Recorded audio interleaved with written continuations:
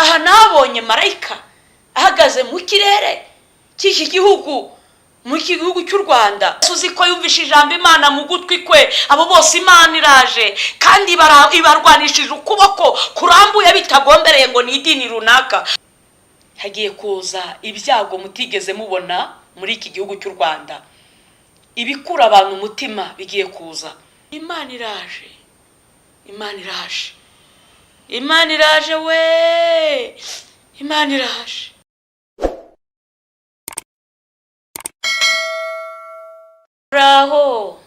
Muraho yemwe, muraho bene data, nshuti z'umusaraba, abankurikiye hirya no hino. Ni ukuri ndongeye ndagarutse ngewe Riziki Chantal, ni ukuri yaraciye iminsi ntaboneka, ariko noneho byabaye ngombwa ko nongera kugaruka, kuko burya iyo igicu gihagaze ngo mu Bisiraheli cyahagarara barahagararaga, cyakomeza n'ubundi bagakomeza urugendo. Ubwo rero byabaye ngombwa ko nongera kugaruka. Hari ijambo umwuka w'Imana yampaye kugeza ku batuye isi. Ni ijambo riboneka ry'umuhanuzi Yeremiya 21 n'ubundi ku murongo wa mbere abariho duhera. Haragira hati: ijambo ryaje kuri Yeremiya rivuye ku Uwiteka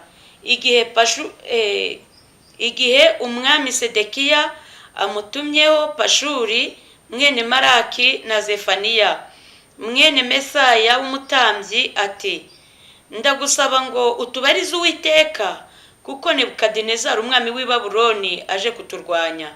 Ahari Uwiteka azatugenzereza nk'uko imirimo ye yose itangaje ingana, kugira ngo uwo mwami asubireyo ye kudutera.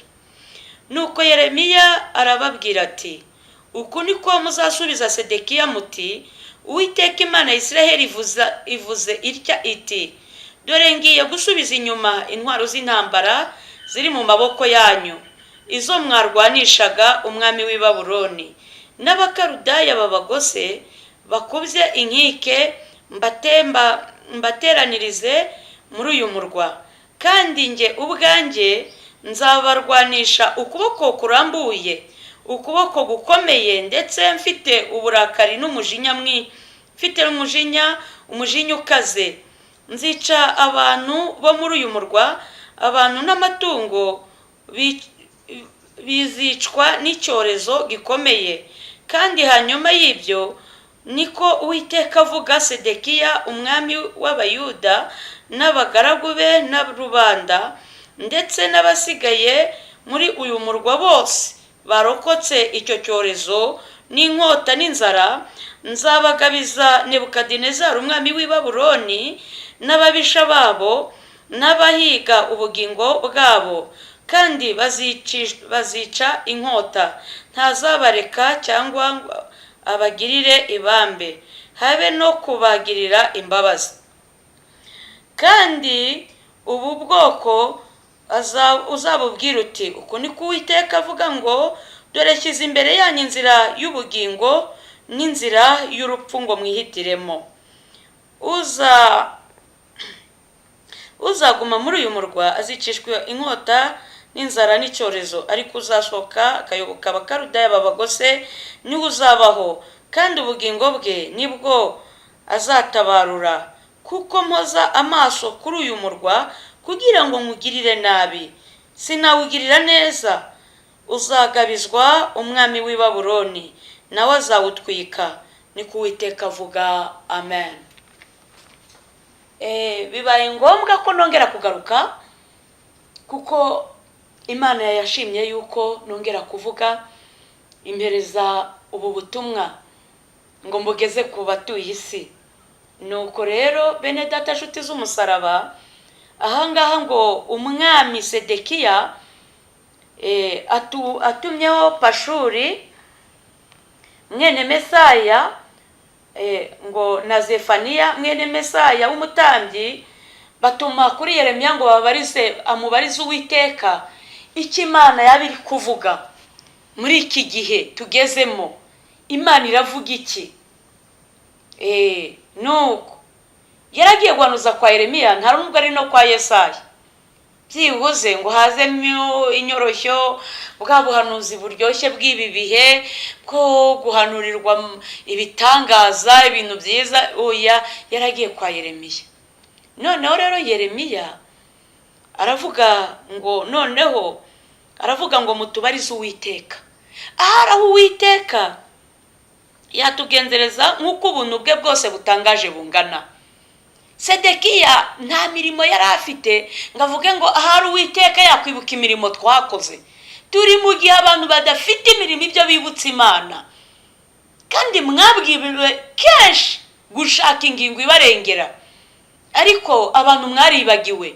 Mwibuka ijambo ryo mu Gutegeka kwa 2:8 duhereye ku murongo wa 14, aho naho haravuga ngo uramenye ntuzibagirwe Uwiteka Imana yawe yagukuye mu gihugu cya Egiputa, mu nzu y'uburetwa, gutyo muri bwa butayu bukomeye, ikagukura amazi mu gitare kirushaho gukomera, ikakugabura amanu ba sogokuruza bawe batigeze kumenya. Uramenye ntuzibagirwe. Impamvu Imana itubuza kwibagirwa, ibigira ngo twibuke aho twavuye, tubashe gukora ibyiza, twe gukora ibibi. Ariko turi mu gihe abantu bibagiwe Imana. Ni ukuri, mwibuke imihigo mwari mwarahize. Bamwe muri mu kaga, imipanga ibamereye nabi, impiri, amasasu, mwibuke 94 amaraso yamenetse. Mwibuke abantu mutatana, bamwe bajya mu myobo n'ahandi, mubyibuke. None ka bamwe bapfuye babarusha ubwiza n'imirimo myiza, bakabarusha gutona kuwiteka. Imana ikemera ko bapfa, ugasigara uri na mubi, ndetse uri umunyabyaha, warahize imihigo, uracyabyibuka. None ubwo akaga kaje, tugiye kubwira Imana ngo aharaho Uwiteka aratugenzereza ngo uko imirimo ye yose itangaje ingana, kuko nta mirimo dufite, nta rwibutso dufite mu maso y'Imana.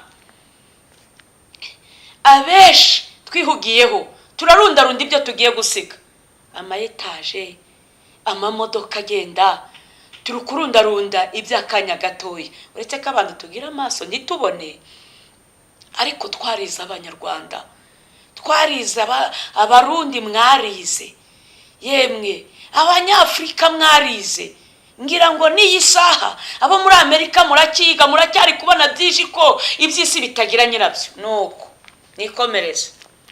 Noneho Yeremiya yumva uko yabwiye Sedekiya umwami w'Abayuda ati, uku niko muzasubiza Sedekiya muti, Uwiteka Imana ya Israheli ivuze itya iti, ngo dore ngiye gusubiza inyuma intwaro z'intambara ziri mu maboko yanyu, izo mwarwanishaga umwami w'i Babuloni n'Abakarudaya bose kubye inkike, mbateranirize hamwe muri uyu murwa. Bene data nshuti z'umusaraba, ngiye gusubiza inyuma n'Uwiteka, si n'undi muntu. Hari intwaro Imana yashubije inyuma, intwaro za mbere. Izo ntwaro nta zindi ngiye kuvuga, ibihe byo gusenga, intwaro zo gusenga. Muri iki gihe umunyamasengesho ahindutse icyaha. Habe no yaba hanze mu buzima busanzwe, mu itorero umunyamasengesho ntagihabwa agaciro. Ngira ngo n'abayobozi bamwe mu bashumba bamwe na bamwe ntibagishyigikira abanyamasengesho, cyane cyane gufata bya bihe tugasenga twiyirije ubusa. Izo zari intwaro z'intambara mu rwego rwa Gikristo za Pentekote, zari intwaro zakumiraga byinshi, ndetse no hanze no ku gihugu zagiriraga umumaro itorero, zikagirira umumaro nabo hanze abapagani. Ariko noneho kuko Imana yarangije kugira uburakari, izo ntwaro yarangije kuzidukura mu maboko, izishubije inyuma. Ariyo mpamvu umuntu yashoboraga gusenga yitata atarya atanywa, muri ibi bihe bikaba biri kumunanira. Hari intwaro Imana yarangije kutwambura. Ngiye gusubiza inyuma. Ubwo mutagikeneye gusenga Uwiteka, mukaba mukeneye ibindi, Imana nayitwaye intwaro zayo. Aha nabonye marayika ahagaze mu kirere cy'iki gihugu, mu gihugu cy'u Rwanda, mbona akusanyije amasengesho y'abera, yamuzengurutseho nk'ibiziriko by'imigozi. Mbona hirya no hino mu gihugu, hirya no hino, mbona amasengesho yabera ameze nk'ibiziriko, aramuzengurutse ageze mu ijosi. Mbona marayika aragurutse aragiye, ariko mbere yuko agenda aravuga ngo birarangiye, ntihandi masengesho yongera kwakirwa. ngiye kubona mbona marayika arigendeye, mbona iki gihugu kimanukiwe n'umwijima wicura burindura manuka, mbona umwijima ukoze hasi ku butaka. Nagiye kubona nanone mbonye uwo mwijima wicura burindi, nagiye kubona mbona ngewe amaso yanjye mbona inkota nini cyane mu kirere. Ngiye gusubiza inyuma intwaro z'intambara izo mwarwanishaga. Niba bitemewe ko umuntu ajya mu butayu mu buvumo, abantu Kristo batajya mu rusengero uko biboneye, intwaro Imana yarangije kuzitwambura. Ni ukuvuga ngo nta ngingo ihari y'ubutabazi mwarwanishaga, ngo kandi njye ubwanjye nzabarwanisha ukuboko nimara kuzitwambura giduteraniriza hamwe muri uyu murwa. Ngo kandi njye ubwanjye nzabarwanisha ukuboko kurambuye, ukuboko gukomeye, ndetse mfite uburakari n'umujinya, umujinya ukaze. Bene data, nzabarwanisha ukuboko kurambuye, n'Uwiteka ubivuze, ndetse ukuboko kurimo umujinya, umujinya ukaze. Bene data nshuti z'umusaraba, bantu b'Imana, hari umujinya, iyo umuntu yagize umujinya ngira ngo nta kintu cyapfa kumukuraho ubwo burakari. Umujinya utera gufata ibyemezo byinshi.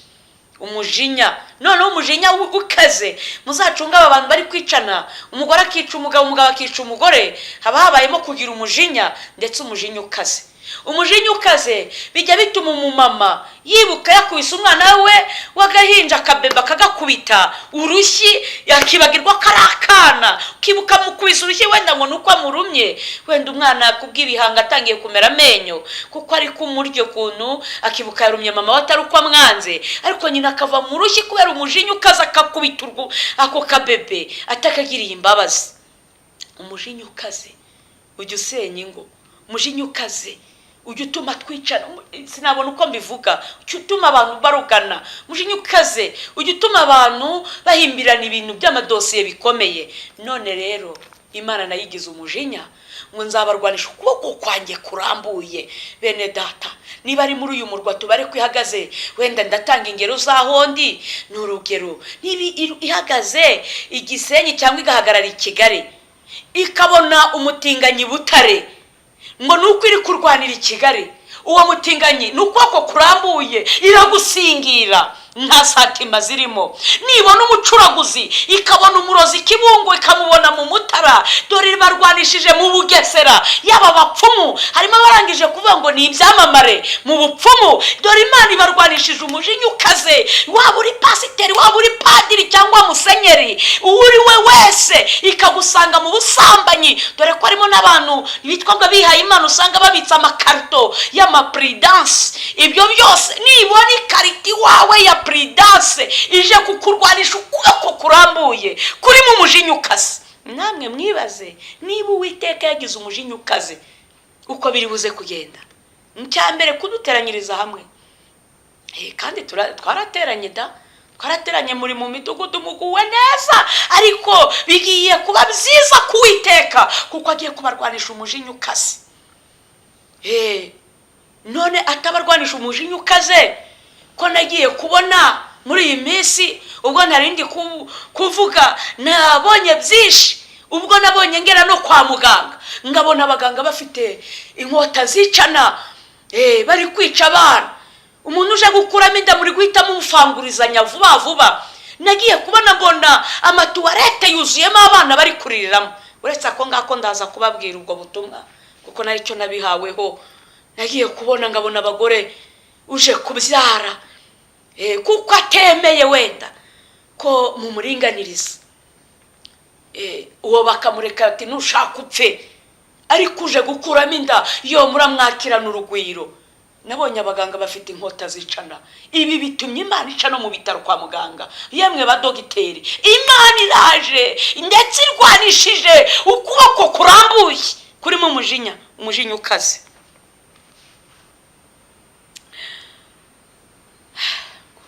Ngo nzica abantu bo muri uyu murwa, abantu n'amatungo bizicwa n'icyorezo gikomeye, kandi hanyuma y'ibyo niko Uwiteka avuga. Sedekiya umwami w'Abayuda, ariko reka mbagaza aha, nzica abantu ndetse n'amatungo. Bene data, abantu ko Imana igiye kwica abantu, tubare ko aribo bari gukora ibyaha nk'ibyo gusambanya amatungo, abantu bari gukora ibyaha byo kwicana no kugambanirana, abantu bari gukora ibyaha byo kwiba imitungo itari iyabo, kuburana imanza z'amahugu, abacamanza bakabasha kuriganya, bagaca imanza bakarenganya imfubyi n'abapfakazi, bakarenganya batagira shinge na rugero. Yemwe we, Imana kwigiye kwica icyitwa umuntu kubera ibyaha, none amatungo yakoze ikihe cyaha? Ahangaho hatekerezeho, amatungo azize iki?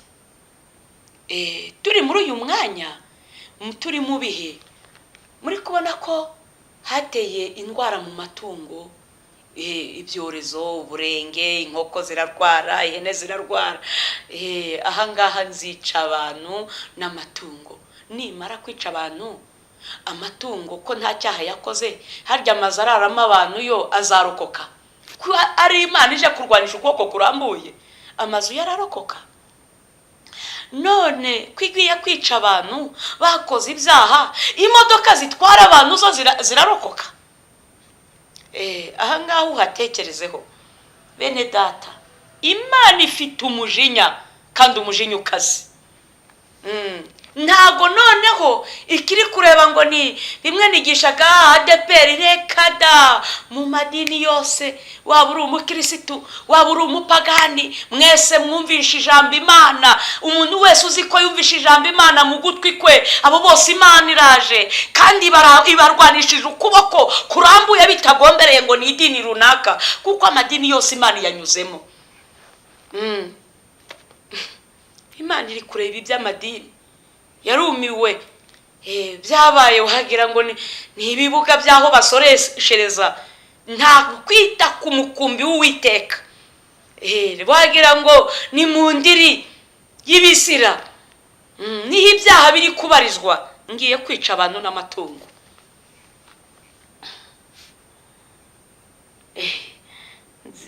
Ahangaha ngo abantu n'amatungo bizicwa n'icyorezo gikomeye. Kuri iri jambo Imana yambwiye ngo ntacyo murabona kubyerekeranye n'ibyorezo, kuko yagiye kuza ibyorezo bikomeye tutigeze tubonesha amaso. Hagiye kuza ibyago mutigeze mubona muri iki gihugu cy'u Rwanda, ibikura abantu umutima bigiye kuza. Ni ukuri, ari igihe twigishaga bamwe bakavuga ngo ni iterabwoba, ariko ni ukuri hagiye kuza noneho ibyo mubona ko nta muntu ubigizemo uruhare, ari Uwiteka wiyiziye, ibyo mutigeze mubonesha amaso. Ndabwirwa ngo umumarayika murimbuzi atambutse mu gihugu cy'u Rwanda. Nuko ngiye kubona, nabonye hapfa umubare w'abantu benshi kubw'ibyorezo ntigeze mbona. Abantu barwaye, n'abaganga ubwabo bararwara, n'abaganga ubwabo bafatwa n'ibyorezo, kuko Imana ibafitiye uburakari n'umujinya w'inkazi. Kuko n'imikorere ya kiganga Imana yarakaje Imana, aho abaganga basiga abarwayi bakibera mu biganiro, abandi bakajya mu bizira no gusambana. Imana yicuje icyatumye mwiga mukamenya ubwenge, bamwe bakaba barabuze akazi, ikabagira ngo muzagire umumaro mu gihe gisa nk'iki, ariko mukamubaye imburamumaro. Tureke no gusenga Imana, n'ubumuntu wabubura koko. Umurwayi akaza agataha atavuwe, umuntu mukamuha randevu agasubirayo, agahabwa randevu akarinda ava mu mwuka atarigeze abona na muganga ahari, kubera abakire bari kuza bagatanga amafaranga. Ariko umutindi ntavurwe, utagira shinge na rugero ntabone imiti. Umubyeyi yabyara ntagire mu kutwita kwe, mu kubyara ntabone umwitaho. Imana irambwira ngo iciye mu bigo by'amavuriro, iraje, mugiye kubona abaganga, mugiye gusurwa n'Imana. Nzica abantu komeze ngo kandi hanyuma y'ibyo niko Uwiteka avuga. Sedekiya umwami w'Ubuyuda n'abagaragu be na rubanda ndetse n'abasigaye muri uyu murwa bose barokotse icyo cyorezo n'inkota n'inzara, nzabagabiza Nebukadinezari umwami w'i Babuloni n'ababisha babo n'abahiga ubugingo bwabo, kandi bazicishwa inkota. Ntazabareka cyangwa ngo abagirire ibambe, habe no kubagirira imbabazi. Bene data, ngo abarokotse icyorezo, inzara, inkota, bagabijwe umwami w'i Babuloni. Imana iraje, Imana iraje, Imana iraje we, Imana iraje. Imana izanye icyorezo n'inzara n'inkota. Hagiye kuba ibintu bitigeze biboneka muri iki gihugu. Yarambwiye ngo ubwo yansuraga, irambwira ngo ibigiye kubaho bizandikishwa ikaramu y'icyuma, ngo ku buryo abana bazajya babyiga mu mashuri, bizigishwa mu mateka y'isi. Imana irambwira ngo ukuboko kwanjye kugiye kuremerera isi, ariko by'umwihariko kuraremerera n'u Rwanda. Ukuboko k'Uwiteka kugiye kuremerera isi, si iwacu i Rwanda gusa, mu bihugu byinshi by'amahanga ukuboko k'Uwiteka kuremereye isi. Digeze iwacu i Rwanda, Imana irambwira ngo uko mwibuke mu gitabo cyo kwa Samweli, ahangaha ni ijambo nabwiwe n'umwuka w'Imana, igitabo cya Samweli. Mbwirwa yuko ngo ibice 5 ku murongo wa 6 n'uw'8, igitabo cya mbere cya Samweli ibice 5 umurongo wa 6 n'uw'8, uburyo Abafilisitiya banyaze isanduku y'Uwiteka. Isanduku y'Uwiteka yari yararemereye Abisiraheli, bagezeyo nayo ibateza ibyago byinshi. Ngaboneraho kuvuga ngo isanduku y'itorero yitwa ADPR yaremereye abashumba bayo, abapasiteri baremerera, ariko noneho abayifite mu maboko, abari kwimika abatambyi, mutumye igihugu gihura n'akaga. Uko yateje mu Bafilisitiya ibyago byinshi, harimo ibishyute, harimo imbeba, akaga n'amakuba, nanone ikitwa itorero riteje akaga, ibyorezo, inzara, inkota. Iyi sanduku ibateje ibyago byinshi kuko irabaremereye. Nuko nahangaha ari byo umwuka yantegetse kuvuga. Nuko turakomeje, kandi nanone ku murongo wa 8 ngo kandi ubu bwoko uzabubwira uti uku ni ko Uwiteka avuga ngo dore shyize imbere yanyu inzira y'ubugingo n'inzira y'urupfu, ngo mwihitiremo.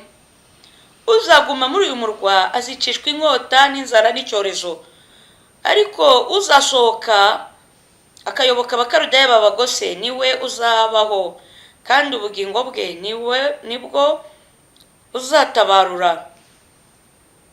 Kuko muze amaso kuri uyu murwa kugira ngo mugirire nabi, sinawugirira neza, uzagabizwa umwami w'i Babuloni nawe azawutwika, ni ko Uwiteka avuga. Amen. Ariko nahangaha nabonera kuvugiramo icyo nabonye. Nanone nabonye Imana yaringiye, ntabwo itagize ica mu bahanuzi batandukanye n'abigisha, ibwira abagore n'abakobwa ngo bambare bikwize. Turanga igitsina gore tunanira Imana, duhitamo kwambara ubusa. Imana yanyeretse abagore, babwirwe ngo nongere subire muri ubu butumwa nigeze kubuvuga, k'abagore Imana igiye kubohereza umuyaga w'agashyururu. Umuntu wese wiyambika ubusa ko muhereje umuyaga w'agashyururu, Imana ije kubanurira. Nabonye abagore bafatwa ku ngufu n'abakobwa, mugasambanyirizwa ku mihanda. Natakiye Uwiteka agira ibintu akuraho. arambwira ngo uyu murwa ntiyawubabarira, agambiriye kuwugirira nabi. Bere data, nshuti z'ubusaraba, Imana yera yo mu ijuru yarababuriye mwanga kumva, ariko akaga karabaziye. Bagore mwanze kumvira Imana, yemwe bakobwa, yemwe birirwa mukuramo n'inda, abana buzuye mu matuwarete bari kutakiramo, dore Uwiteka bakuyeho ukuboko kwe, kuko yagambiriye kubagirira nabi bifatika. Nuko ndabwirwa ngo mbabwire ngo uyu murwa ntari buwugirire imbabazi, ngo nimwihitiremo. Ndi kuri aka kantu nongeye kwibuka ijambo nabwiwe ryo mu Byahishuwe ibice 13 umurongo wa 14 kugeza kwa 18 kubyerekeranye n'ikimenyetso by'ibi turi kumva hirya no hino ngo ni microchip kirigizwe n'uyu mubare 666. Imana irambwira ngo ni ukuri nimwihitiremo gushyirwaho iki kimenyetso, cyangwa se muhitemo kwemera kurengana ariko mukayoboka Imana, bakarudaye mukayoboka gusenga Imana nyakuri, kuko kuri iyi si nta buhungiro buhari namba. Ntabwo nabonye mbere abantu bahunga za Kongo na hehe, ariko urupfu rubasangayo. Bajya za Amerika, ibyago birahabasanga. Nta buhungiro buhari uretse muri Kristo. Aho ngaho bari gusanga rimwe na rimwe dusenga bakatwita abasazi, tukaba twabizira. Aho niho Imana ishaka ko tuyoboka abakarudaya, abo bita abakarudaya, kuko Imana izambuye ukuboko kuri mu mujinyukaze. Yemwe ngavuga ngo ndababwiza ukuri ngo bakristo mwasabwe gusenga mwirije ubusa iminsi 3, mutagira ikintu mufata ngo imarayika w'Imana bashyiraho ikimenyetso. Ubwo ababikoze Imana ibaho umugisha. Ngabwirwa ngo abantu bari kujya mu ijuru iki kimenyetso ni ukuri marayika yakibashyizeho, ariko nyina abazibera ku isi iteka ryose ikimenyetso ntikibareba. Ariko abashyizweho ikimenyetso cy'Imana, nta kashe ebyiri ku gahanga cyangwa ku kiganza cy'iburyo, icyo kimenyetso ntimucyemerewe. Murakoze cyane. Nuko nabwiwe, nuko umwuka w'Imana yantumye ngo uzagishyirwaho we. Imana yo mu ijuru ikambwira ngo dore amaraso aramenetse ku bwinshi, dore imivu y'amaraso. Nabonye ingunguru zuzuye amaraso 8. Ikimereza iri jambo nagiye kubona mbona ibisiga biri kuguruka mu kirere cyacu, ngabona biri kugenda bitakaza amatuturu. Ahaguye hose nuko yaba ari no kunzu ya etaje nkabonera gurumanye. Yemwe bantu b'Imana, ngabwirwa ngo iki kimenyetso mukitondere. Mwahawe igihe cyo gusenga gihagije, ariko abagenzi bari kujya mu ijuru ngo mwashyizweho ikimenyetso cy'amaraso y'umwana w'intama, ngo nta cyago nguko yarinze Abisiraheli muri Egiputa, nta cyago kizegera ihema ryanyu. Ariko nanone abatari ikimenyetso cya marayika bagiye gushyirwaho nubwo baterwa inkingo zimeze ute, ni hahandi ibyago bigiye kubasumira. Nuko nabibwiwe ngo kuko Imana ntizawubabarira uyu murwa, izawutwika. Ubwo nkiri muri uyu mwanya nabwiwe byinshi, nanone ndacyababwira n'ibindi Imana yambwiye, ariko reka tube dusozereje aha ngaha dusenge, ubundi ndagaruka mbabwire nibundi umwuka w'Imana ari kuntegeka kuvuga. Iyicaye kuri ya ntebe y'icyubahiro izaca imanza z'abazima n'abapfuye, niweho wera, niweho Mana nyakuri iri kumwe n'abakerubi n'abaserafi, niwo ukomeye mu mahanga yose yo mu isi. Ndakwinginze uramira ubugingo bwa benshi burimbutse, uhereza abantu kwezwa no gutungana, kugira ngo ugabanye kurimbuka kwa benshi, wongere gukizwa Mwami Uwiteka. Kandi ibyo uri gushaka bari byo byumvikana mu bantu, ibyo udashaka ntibabyumve. Urakoze Kristo Mesiya kuri kumwe natwe mu izina rya Yesu, amen.